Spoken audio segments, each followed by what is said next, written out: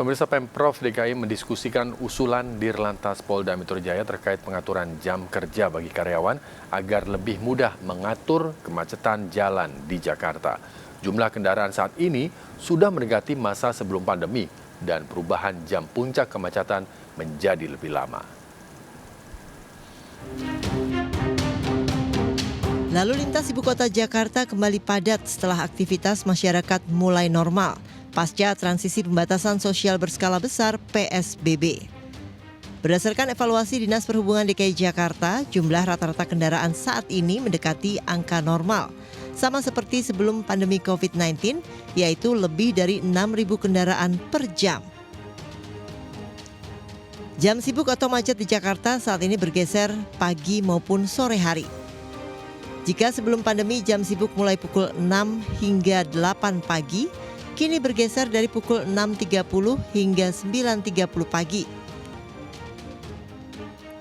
Setelah jam sibuk di pagi hari, kondisi lalu lintas di Jakarta di bawah rata-rata normal atau lengang. Kemudian kepadatan lalu lintas kembali meningkat mulai pukul 18 hingga 20 waktu Indonesia Barat. Ini artinya jumlah kendaraan saat ini yang melintas di jalanan ibu kota Jakarta sudah mendekati masa sebelum pandemi dan perubahan jam puncak kemacetan menjadi lebih lama. Pemprov DKI Jakarta telah mendiskusikan usulan Direktorat Lalu Lintas Polda Metro Jaya terkait pengaturan jam kerja bagi karyawan agar lebih mudah mengatur kemacetan jalan di Jakarta. Usulan ini kan tidak bisa diputuskan secara pihak oleh Pemprov, ini kan menyangkut banyak hal ya, tidak hanya pemerintahan di Pemprov, tapi juga pemerintahan lainnya, kementerian lainnya, swasta, semua. Ini kan kebijakan yang tidak mudah, yang bisa diputuskan sepihak. Ini perlu kerjasama semua. Dan saya kira kebijakan ini juga perlu dukungan dari pemerintah pusat. Sebelumnya Dirlantas Polda Metro Jaya meminta Pemprov DKI Jakarta mengatur waktu keberangkatan kerja agar dapat mengurai kemacetan di Jakarta. Ketua DPW Perindo DKI Jakarta, Effendi Syaputra mengapresiasi usulan tersebut, namun harus melalui kajian agar tidak mengganggu produktivitas perusahaan.